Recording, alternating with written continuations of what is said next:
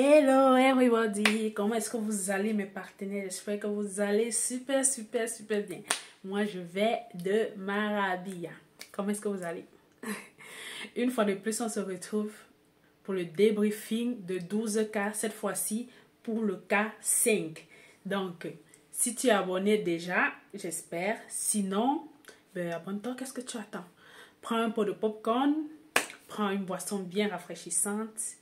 Et on y va, à tout de suite.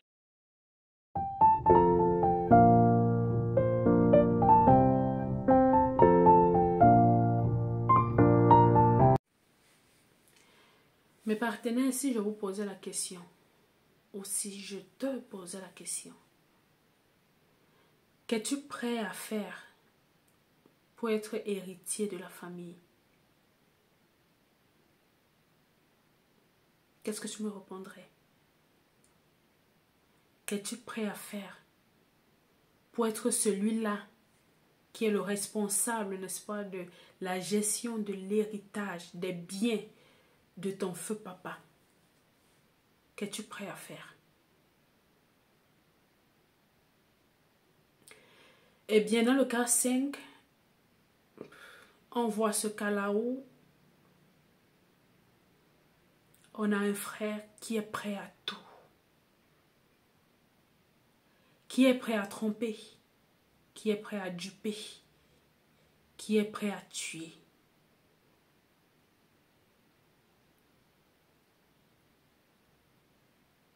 Pour être héritier. Ouais. Voilà malheureusement pourquoi nous venons sur cette terre. Travailler, faire des biens et avoir, n'est-ce pas, quelqu'un qui est de l'autre côté, qui attend aisément que vous mourrez pour venir se discuter vos biens au point de tuer la personne qu'il faudra tuer pour s'accaparer des biens, pour être juste gestionné. C'est ce que Augustin a fait avec son frère jumeau, où il a dupé tout le monde, il a tué son frère, il l'a fait passer pour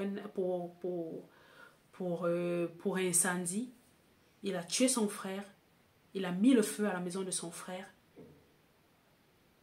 pour devenir héritier. Et il ne s'est pas arrêté là, s'il vous plaît, non. Il a pris l'identité de son frère. Il allait jusqu'à se tatouer le point de naissance que son frère avait. Il ne s'appelait plus Augustin, il s'appelait Fabrice maintenant. Voilà ce qu'il a fait. Un frère qui a réussi à berner jusqu'à sa maman. Sa maman n'a rien vu. Et 20 ans après, la vérité surgit. Oui. Tôt ou tard, la vérité finit par lever le camp. Ouais. Tôt ou tard, la vérité se saura.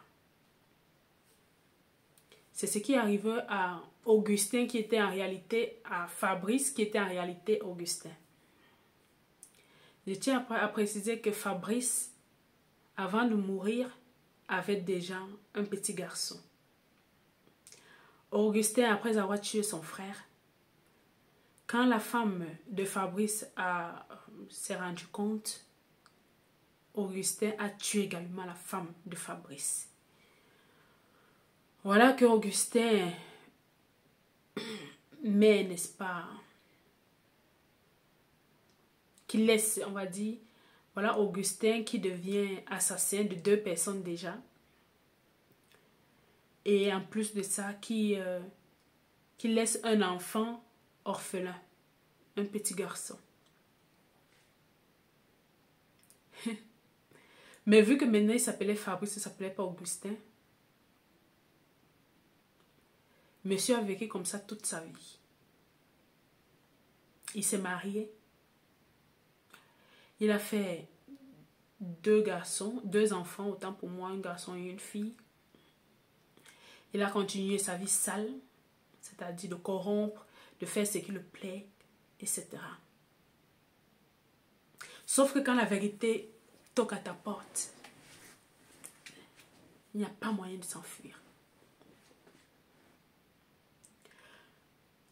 Alors, qu'est-ce qui se passe? Ce qui se passe en fait, c'est que la fille, la bonne qu'il avait eu à violer il y a pas mal d'années quand elle était encore plus jeune,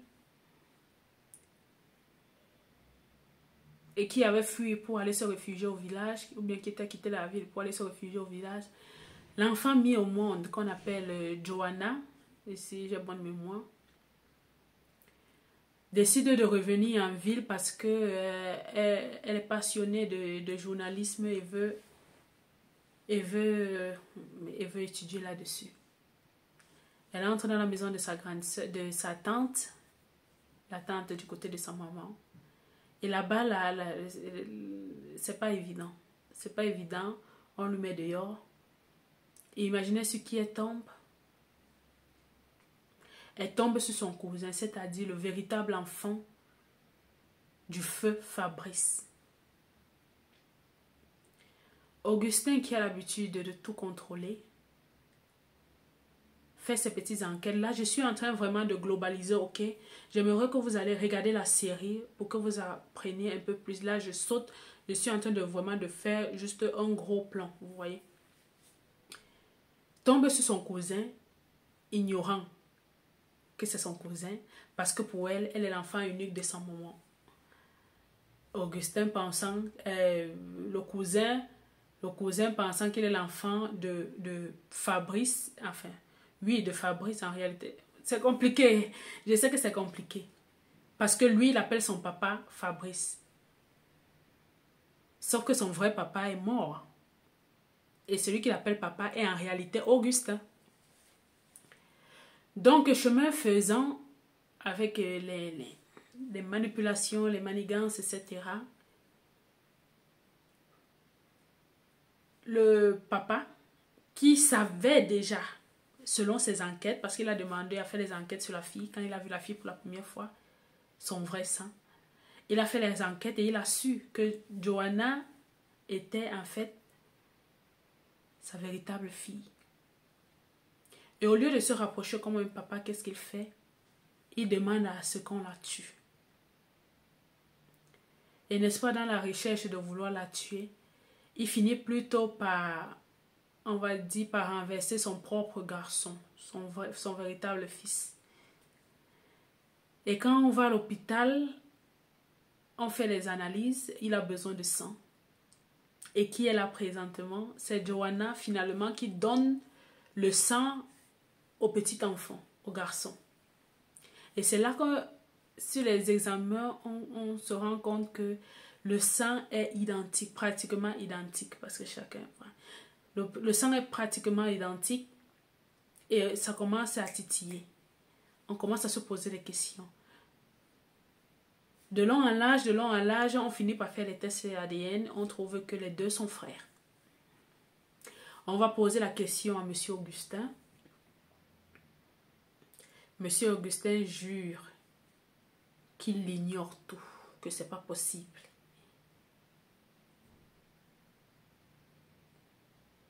Et quand elle sait malheureusement que finalement elle est la sœur de quelqu'un en réalité qu'elle ne connaît pas, elle retourne au village demander à sa maman qui est son père. La maman lui raconte une triste histoire et elle comprend en fait qu'elle est le fruit d'un viol. Quel est le fruit d'un viol?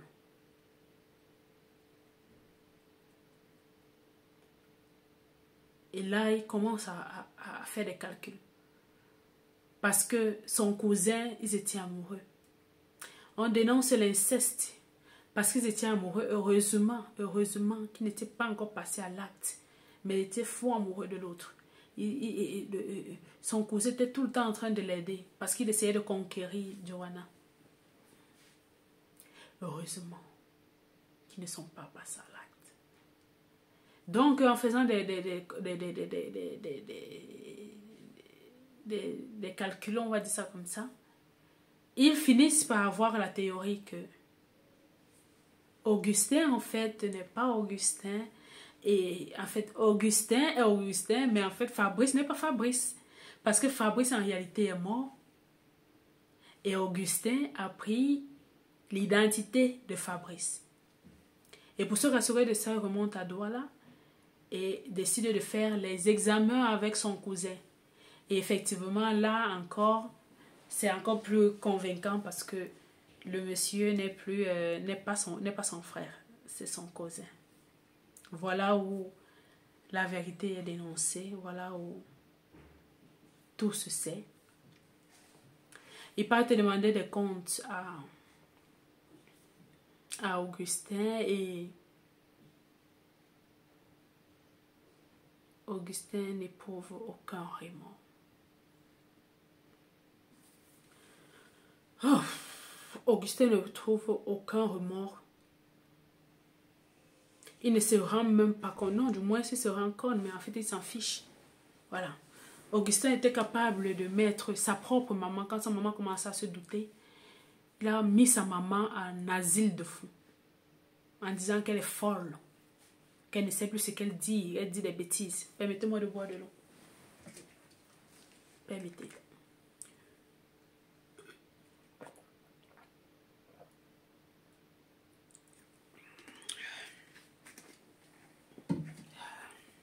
Désolée, elle a soif. Il a été capable de mettre sa maman en asile de fou. Il a assassiné son propre frère. Il a assassiné des innocents. Il a pratiquement assassiné sa propre fille parce que c'est ce qu'il voulait. Il a détruit toute une famille. Conclusion, au final, Augustin se retrouve en prison. Au cours de sa prison, il décide de se suicider en laissant, n'est-ce pas, une lettre de confession.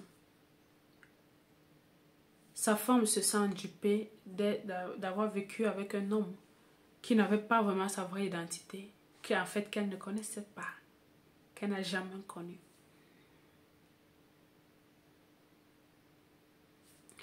On voit un cousin brisé également parce qu'il découvre en fait que son véritable papa était mort depuis longtemps étant tout petit.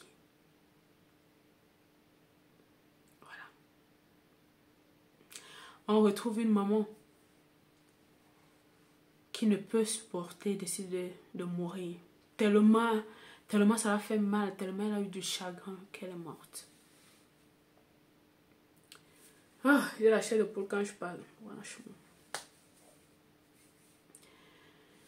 Et pour finir, on a cette jeune fille innocente, victime, n'est-ce pas, des méfaits de son père. Elle sait désormais qu'elle est le fruit d'un viol. Elle se demande si elle est une erreur de la nature. Elle se demande pourquoi est-ce qu'elle vit. Elle a essayé tellement de fois de se suicider.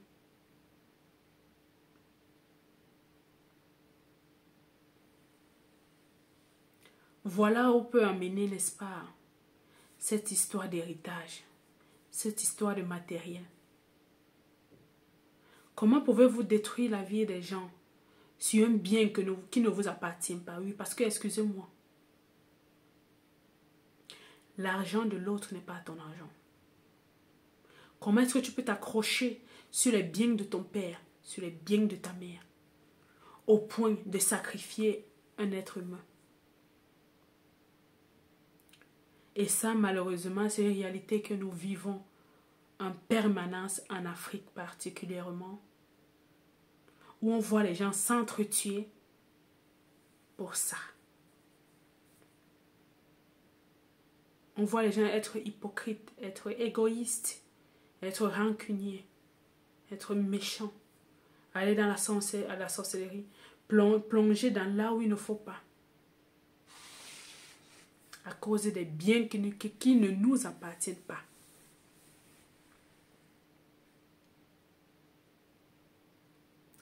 Nous rencontrons, n'est-ce pas, nous dénonçons, du moins ce cas dénonce le viol une fois de plus, comme dans les autres cas, dénonce la corruption, dénonce le crime.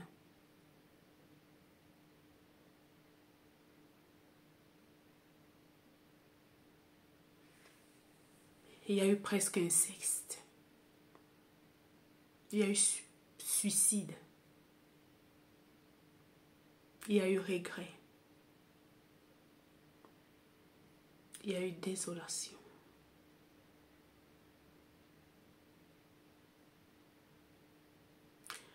On va dire merci, n'est-ce pas, au réalisateur de nous avoir une fois de plus interpellé sur ce cas.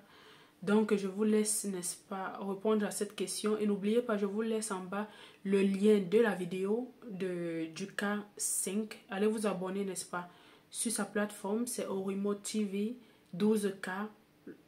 Allez regarder ces cas et revenez dire vu.